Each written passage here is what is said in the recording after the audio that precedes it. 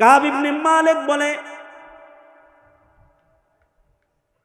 Hilal ইবনে Umayya, Murarah ইবনে রবিআ, এরা বয়োবৃদ্ধ বুড়া মানুষ, শরমে তারা ঘর থেকে বাইর হয় না। আমি নওজওয়ান,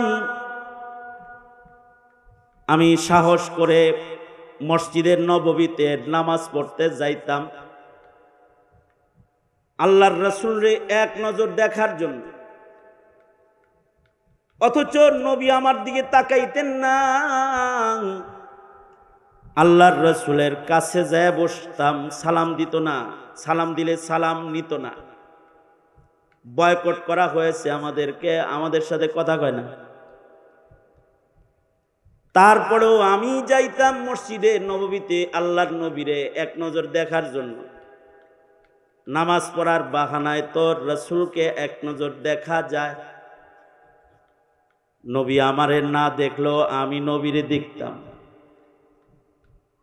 কারণ সাহাবায়ে কেরামের হৃদয়ে নবীর জিয়ারতের চেয়ে ভালো আমল আর হয় না। হযরত আবু বকর বলেন, আমি আবু বকরের কাছে সবচেয়ে পছন্দের আমল হলো আন-নাজরু ইলা ওয়াজহি রাসূলিল্লাহ, আল্লাহর রাসূলের চেহারা তাকায় দেখা, এটা আমার আমল। এই কারণেই কিয়ামত পর্যন্ত এরকম মাহফিল হবে, হাজার হাজার জনতা আলেমের চেহারা দেখবে, কারণ নবী দেখতে পারবে না। তারা আলেম দেখে দেখে নবী দেখার সব কামায়ের জন্য বসে যাবে। আর আল্লাহকে বলবে, আল্লাহ আলেম পাই নাই, নায়েবে নবী পাইছি, নবী পাই নাই, নায়েবে নবী পাইছি। ওগো আল্লাহ, নবী দেখতে পারি নাই, নায়েবে নবী দেখলাম, তুমি আমারে মাফ করে দাও। কারণ আন-নাজরু ইলা ওয়াজহি রাসূলিল্লাহ, নবীজির চেহারা দেখাও একটা মুস্তাকিল ইবাদত। এ কারণে আলেমের চেহারা দেখাও ইবাদত। এ কারণে আলেমদের চেহারা দেখলেও লাভ হয়। যারা এটা বুঝে না তারা আলেমদেরকে জেলখানায় বন্দী করে দেয় যেন দেখতে না পারে। যারা বুঝে না তারা এটা করে, কিন্তু যারা আলেম দেখা সওয়াব এটা বুঝে, তো তারা তাকে আলেমের চেহারা দেখে, দেখলেও সওয়াব।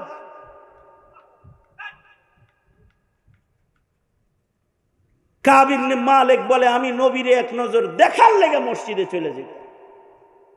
আন-নাজরু ইলা ওয়াজহি রাসূলিল্লাহ, আল্লাহর রাসূলকে দেখবো আমি এক নজর, এর লেগে যেতাম। কিন্তু আল্লাহর রাসূল তো আমার দিকে তাকাইতো না। তবে আমি যখন নামাজে থাকতাম তখন নবী আমারে দেখত। বাপের যেমন সন্তানের জন্য মায়া আছে, সন্তানেরও তো বাপের লেগে মায়া আছে, বাপেরও তো সন্তানের লেগে, উম্মতের যেমন নবীর জন্য মায়া, নবীরও তো উম্মতের জন্য মায়া। কাব যখন নামাজে দাঁড়াইতেন তখন আল্লাহর রাসূল কানি চোখে তাকে দেখতেন। নামাজরত কাউকে কি দেখা যায়? নামাজরত দেখা যাবে না কেন? শারিহুল বুখারী ইবনুল হাজার আসকালানি এই হাদিসের ব্যাখ্যায় যা লিখেছেন, বান্দা যখন নামাজ পড়ে আল্লাহ তো বান্দারে দেখে, তো নবী দেখতে অসুবিধা কি? এই কারণে যখন নামাজে দাঁড়ায় তখন নবী দেখে।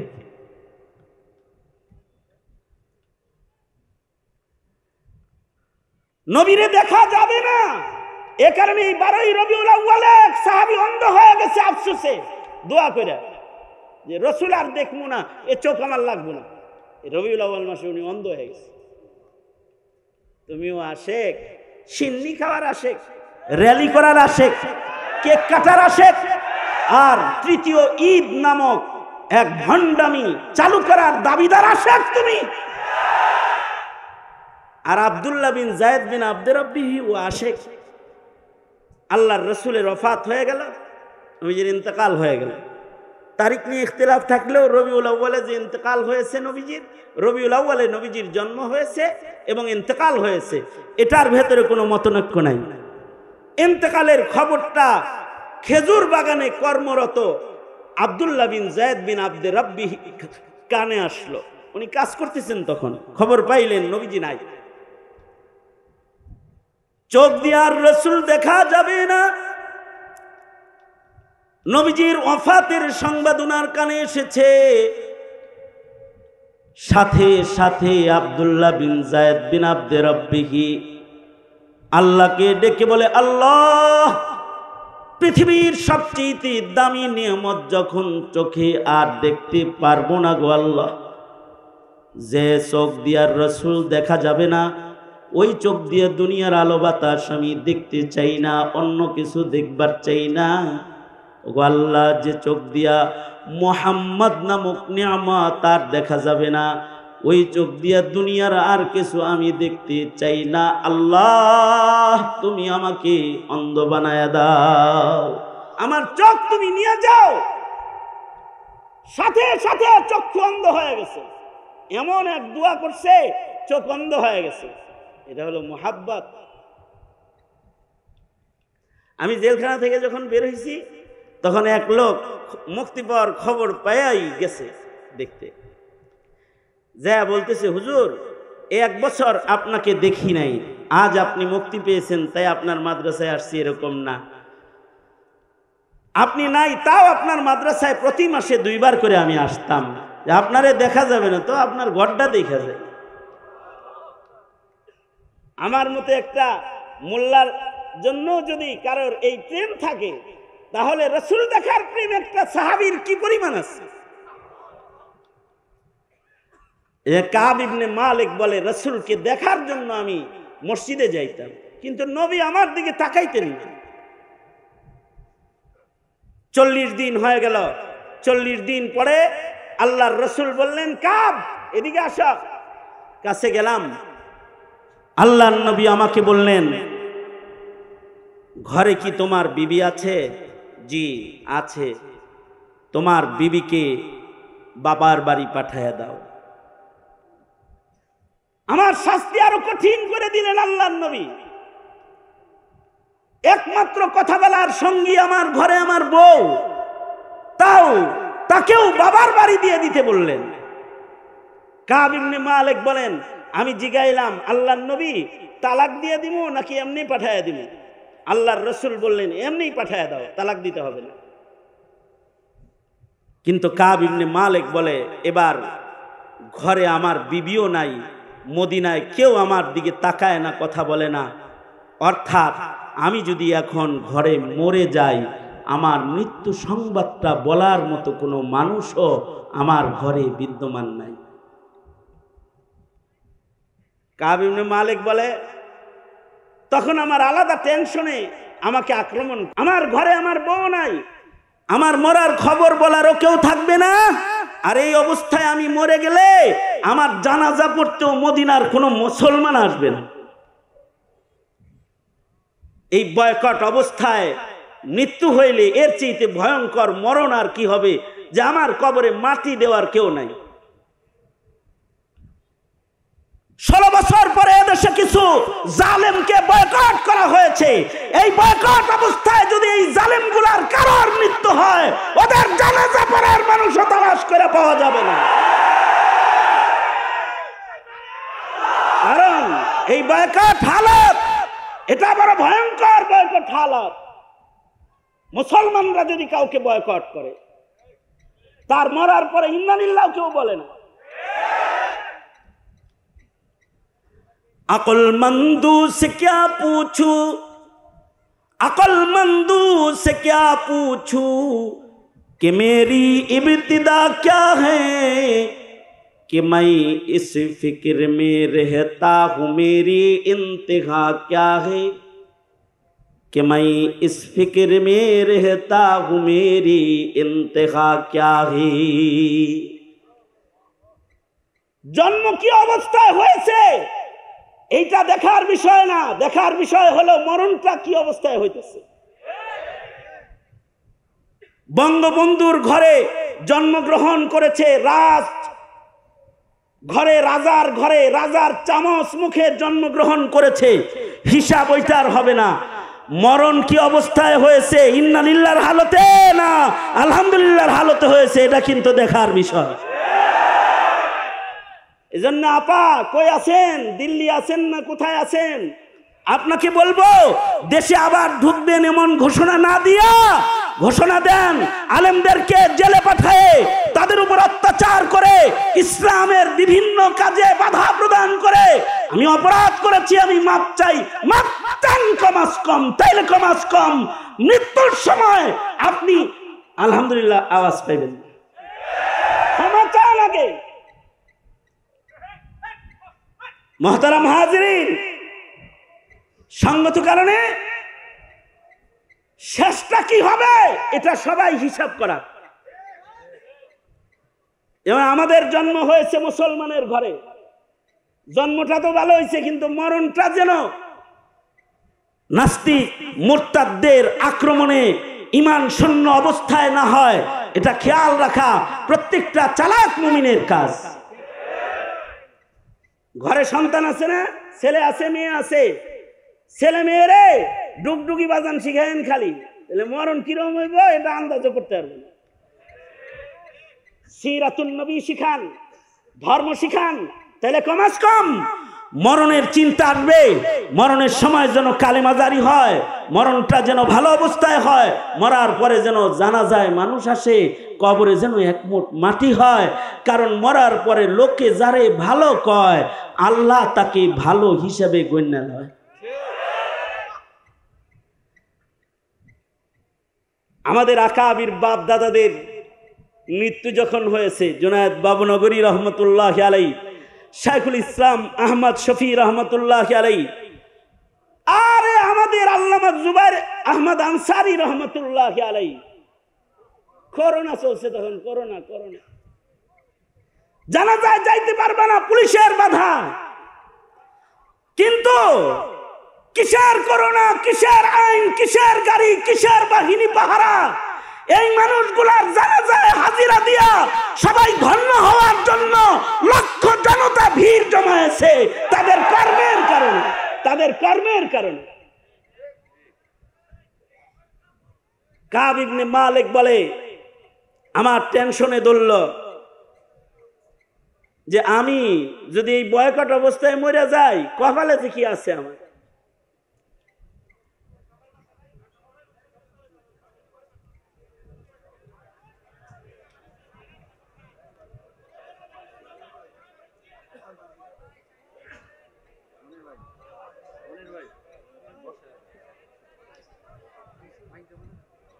কি হয়েছে?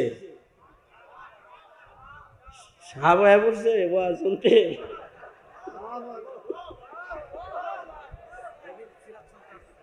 আরে এইখানে সাপ, এগুলো এই যে মাইটটা সাপ হইব, এই মাইটটা সাপ ছাড়া এই এত মানুষের ভিড়ে কেদার থেকে কোনো গুফরো সাপ বেরিয়েছে নাকি? বাইর করে মুসাফা করে ফেঁকে ফেলাই দিলি। সুতরাং মৃত্যুটা যেন ভালো হয় চিন্তা করা দরকার, ঠিক কিনা? তো কাব ইবনে মালিক বলে, মোহাব্বতের সামান্য ত্রুটি খালি যুদ্ধে বাইরেই নেই, এ কারণে এত বড় শাস্তি আসছে যে 50 দিন আমরা বয়কট ছিলাম, 50 দিন পরে আল্লাহ আমাদের ক্ষমা করছে, আমাদের জন্য ক্ষমার আয়াত নাযিল হয়েছে। আরে সামান্য একটা হুকুমে অবহেলা করার কারণে যদি 50 দিনের বয়কট হয়, আমাদের ভেতরে যে পরিমাণ অবহেলা ঢুকছে, ইমানদার পরিচয় হলো ইমানদার, ধর্মের প্রতি অবহেলা, দ্বীনের প্রতি অবহেলা, সুন্নতের প্রতি অবহেলা, ইবাদতের অবহেলা, পর্দার অবহেলা, হালাল হারামের অবহেলা, ঠিক কিনা? কথা বলেন না, ঢুকছে না আমাদের? তাতে আল্লাহর রাসূল বাঁচা থাকলে আমাদের 50 দিনের বয়কট না, 50 বছরের বয়কট করতে। সুতরাং আপনি যে বয়কট হবেন না, আল্লাহর কাছে যে আপনি গ্রহণযোগ্য রইবেন, নবীর কাছে যে আপনি গ্রহণযোগ্য উম্মত হইবেন, শাফাতে যেন রাসূল আপনার কাছে আসে আগে, আপনি যেন আল্লাহর ক্ষমা পান, আমি যেন আল্লাহর ক্ষমা পাই, এর জন্য পুখতা মুমিন হইতে হবে, অবহেলার মুমিন হইলে চলবে না। আর পুখতা মুমিন ততক্ষণ পর্যন্ত হওয়া যাবে না যতক্ষণ পর্যন্ত হৃদয়ে মুহাব্বত পয়দা না হবে। এই মুহাব্বতটা পয়দা করার তরিকাই হলো সোহবতে আহলুল্লাহ। ওয়াজ নসিহতে গেলে, আল্লাহ ওয়ালাদের কথা শুনলে ইমানি মুহাব্বত পয়দা হয়, সুন্নতের মুহাব্বত পয়দা হয়, জিকির করলে মুহাব্বত পয়দা হয়, কোরআন শুনলে, কোরআন তেলাওয়াত করলে মুহাব্বত পয়দা হয়। এ কারণে মাঝে মাঝে শুধু ওয়াজ শোনা না, সার্বক্ষণিকই আল্লাহর মোহাব্বত বাড়াইবার জন্য বিশেষ দুটি আমল জারি রাখা, সুন্নত আমল করা। একটা সুন্নত আমল হলো জিকির করা, সহজ সুন্নত জিকির করা। সকাল সন্ধ্যা জিকির করেন, আল্লাহর জিকির করেন, দেখবেন মোহাব্বত বাড়তেছে। জিকিরের সুন্নতের উপরে আমল করব, রবিউল আউয়ালে এই ওয়াদা করলাম ইনশাআল্লাহ। বলেন কারা কারা জিকির করবেন আজ থেকে? কমপক্ষে 6 তাসবিহ জিকির করবেন, 100 বার সুবহানাল্লাহ, 100 বার আলহামদুলিল্লাহ, 100 বার লা ইলাহা ইল্লাল্লাহ, 100 বার আল্লাহু আকবার, 100 বার ইস্তিগফার, 100 বার দুরূদ শরীফ ইনশাআল্লাহ। জিকির করবেন তা? জিকির করলে মোহাব্বত বাড়বে। আরেকটা আমল হলো কোরআন পড়বেন, প্রতিদিন সকালে একটু কোরআন মাজিদের তিলাওয়াত করবেন। কোথাও কোরআন তেলাওয়াত হইলে ওটা শুনবেন, জাদাতুম ঈমানা, কোরআন শুনলেও ঈমান বাড়ে, পড়লে তো বাড়েই। প্রতিদিন অল্প হোক কিছু কোরআনে কারীমের তিলাওয়াত করবেন। কারা কারা? ইনশাআল্লাহ। এটা রবিউল আউয়ালের ওয়াদা ইনশাআল্লাহ। পারলে দাড়িটা রেখে ফেলায়েন, এটা নবীর মোহাব্বত। কার মোহাব্বতে দাড়ি রাখবেন? নবীর মোহাব্বতে রাখবেন, নবীর মোহাব্বতে। এই সুন্নতটাই কবরে যায় সরাসরি। এই সুন্নতটা দেহের সাথে বান্দার কবরে যায়। আর সুন্নত যার বেশি হবে সে নবীর কাছাকাছি হবে। মান আহাব্বা সুন্নতি ফাকাদ আহাব্বানি। জীবনের সুন্নত যত বাড়ানো যায়, এইটার সংকল্প রবিউল আউয়ালের দাবি। রবিউল আউয়ালের দাবি কেক কাটা না, রবিউল আউয়ালের দাবি র্যালি না, জশ্নে জুলুস না, রবিউল আউয়ালের দাবি মিষ্টি বিতরণ না, রবিউল আউয়ালের দাবি ঈদ উদযাপনের নামে ভণ্ডামি না, রবিউল আউয়ালের দাবি নবীর সুন্নতকে গ্রহণ করা।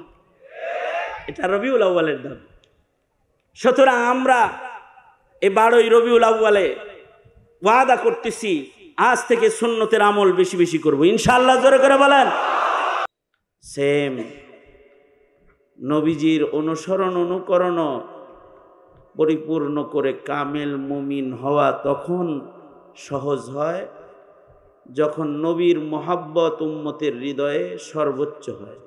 মোহাব্বত হইলে তখন নবীর অনুসরণ করতে কোনো কষ্ট হয় না।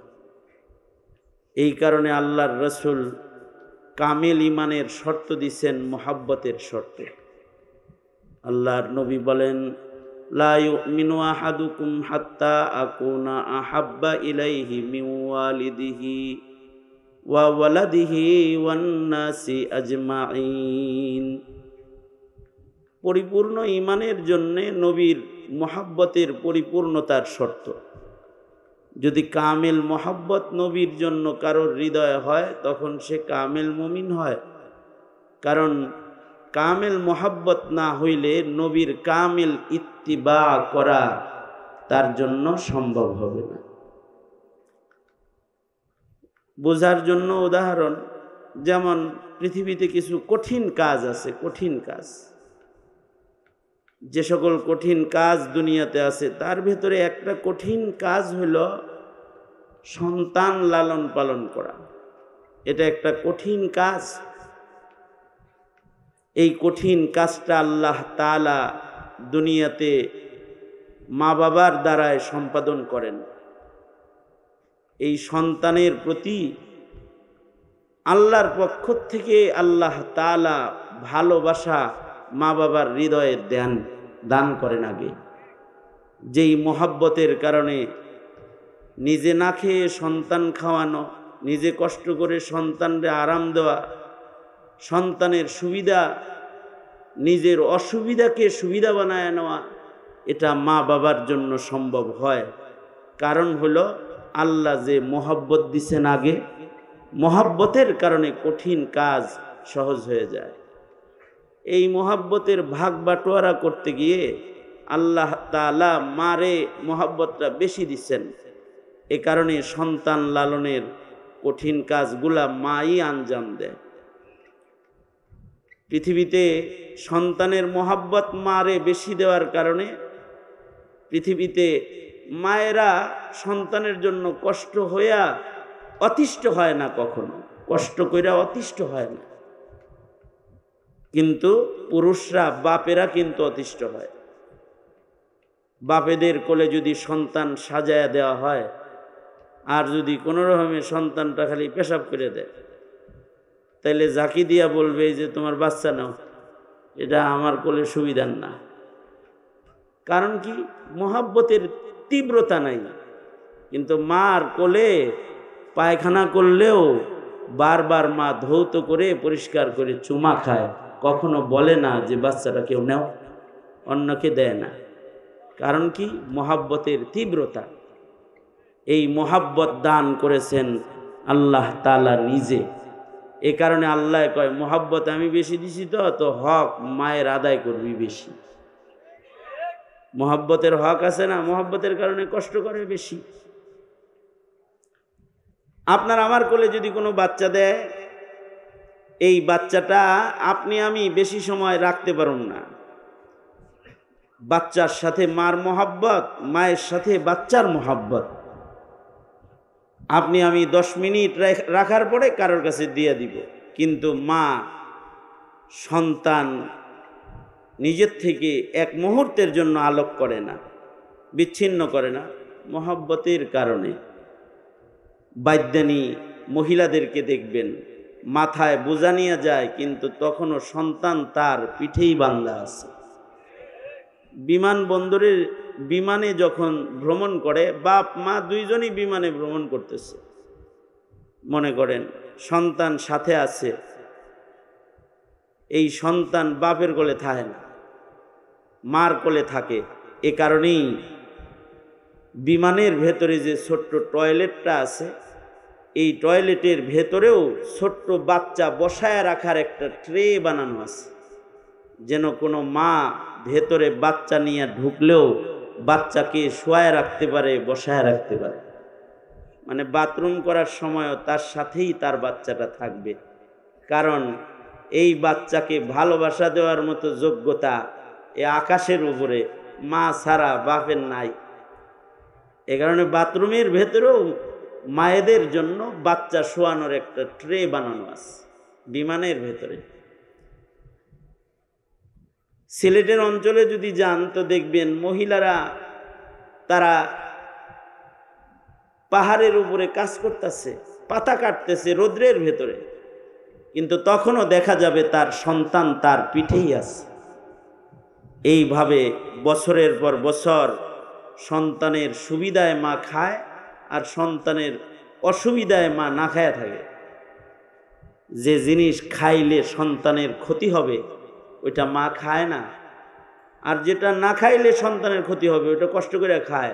এ কারণে দেখা যায় নাক ধইরা কালো জিরা গুলি বানায় গিলা খায়, গন্ধ নাকে না যায়, তারপরেও খায়। কেন?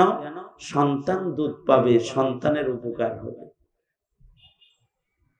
দুধের সাথে খাবার আসর করতে পারে, এই কারণে ওই খাবার খায় না যে খাবার খাইলে সন্তানের পেটে দুধের ভেতর দিয়ে ওই খাবারের আসর গেলে আমার সন্তানের ক্ষতি হইতে পারে।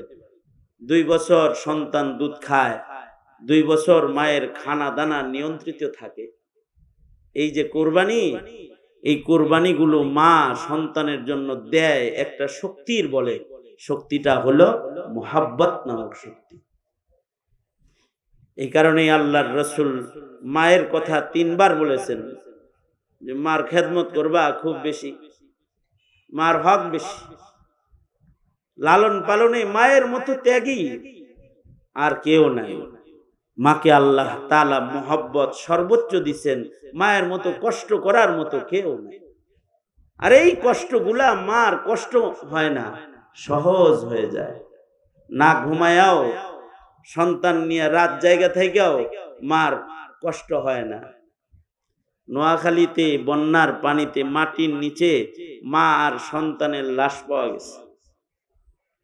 মাটির নিচে চাপা পড়ে মা মারা গেছে, কিন্তু তার সন্তান তার ফেনীতে লাশ পাওয়া গেছে যে সন্তান মার বুকেই আছে, মাটির চাপা খাইতেছে, তখনও সন্তান ছাড়ে নাই, মুহাব্বতের কারণে। এই মোহাব্বতটাই যদি দ্বীনের বেলায় কারোর হৃদয়ে ঢুকে, তাহলে সে মরবে যখন তখনও দ্বীনকে ধরেই রাখবে। কষ্ট করবে, অসুস্থ, তখনও দ্বীনের কাজ তার সহজ লাগবে। অচল দেহেও মসজিদের পয়লা কাতারে যায় নামাজ পড়তে তার সহজ লাগবে। লাঠি ভর দিয়া যায়, তারপরও সবার আগে যায় বয়ে রয়েছে, একটা মোহাব্বতের কারণে। এই মোহাব্বতটা সবার হাসিল করতে হবে। যতক্ষণ না পর্যন্ত এই মোহাব্বত অর্জন না হবে, ততক্ষণ পর্যন্ত ঈমান কামেল হবে না। আমাদের তো মোহাব্বত কম। সাহাবায়ে কেরামের কারোর যদি মোহাব্বতের সামান্য ত্রুটি নবীজি পাইতেন, তাহলে আল্লাহর রসুল সাহাবায়ে কেরামদেরকে ধরপাকড় করতেন।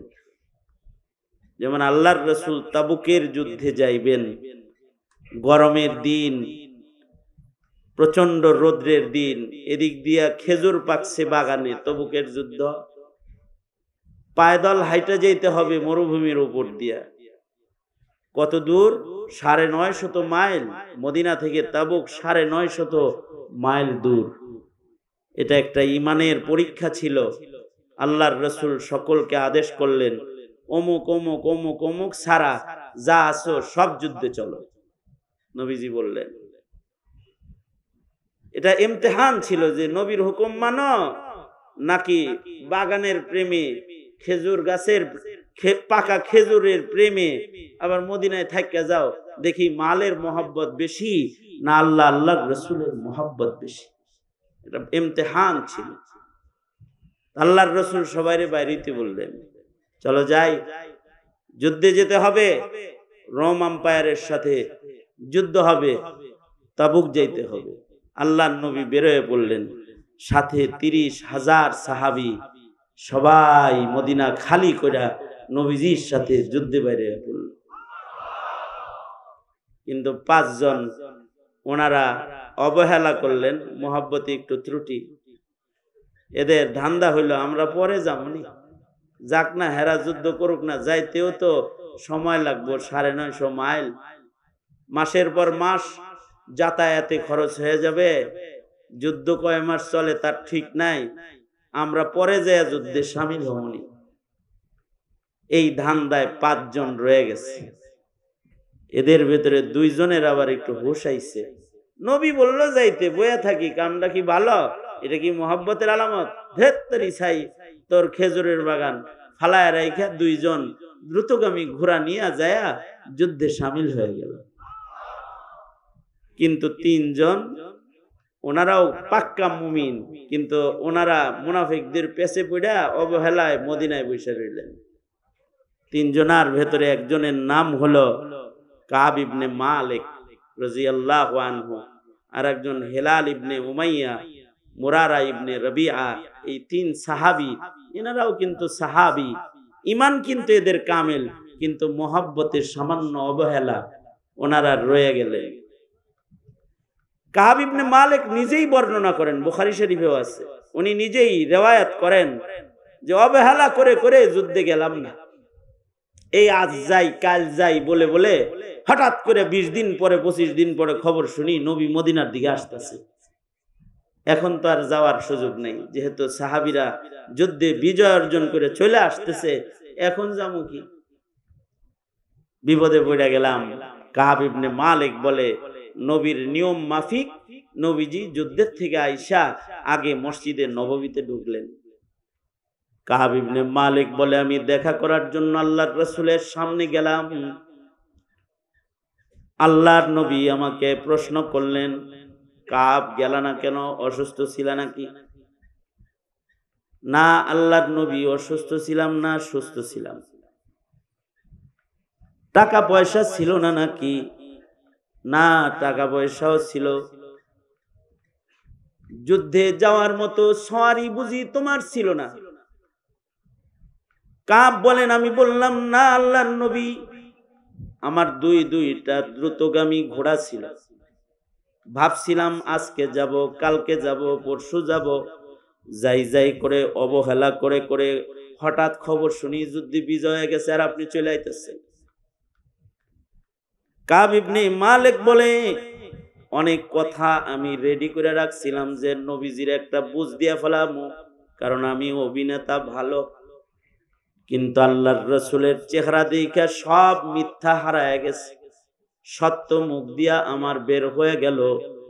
লোক আল্লাহর নবী অবহেলা করে যাই নাই, অন্য কোনো শরঈ কারণ আমার ছিল না, শুধু অবহেলা করেছি আমি। এই যে মুহাব্বতি মাদ্রাসার সাথে সম্পর্ক রাখা, এটা ঈমান মুহাব্বত। আপনাদের কাছে একটু বাচ্চাদেরকে পাঠাই, আপনারা হাজার হাজার জনতা আসছেন, যদি অল্প কিছু সহযোগিতা আপনারা করেন তাহলে এদের জন্য অনেক হয়ে যাবে। এই জন্য আপনাদের কাছে একটু রুমাল পাঠাবো। মাদ্রাসা জিন্দা থাক, এটা আপনারা চান না? মাদ্রাসা থাকা দরকার না? কারা কারা মাদ্রাসা জিন্দা থাক এটা চান? কারা কারা দোনো হাত তোলেন।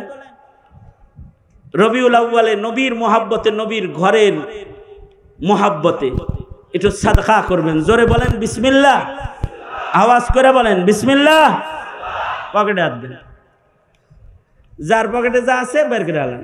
ভলেন্টিয়াররা উঠো, ব্যাগ নিয়ে উঠো, ভেতরে চক্কর লাগাও। এখনই আল্লামা মুশতাকুন নবী দামাত বরকাতুহুম হাকিমুন নফস হযরত বয়ান শুরু করবেন। এসে বসে তাকবীর দাও, তাকবীর দাও, এখনই বয়ান করবেন। আপনারা চালায় দেন, রুমালগুলো নিয়ে আসেন।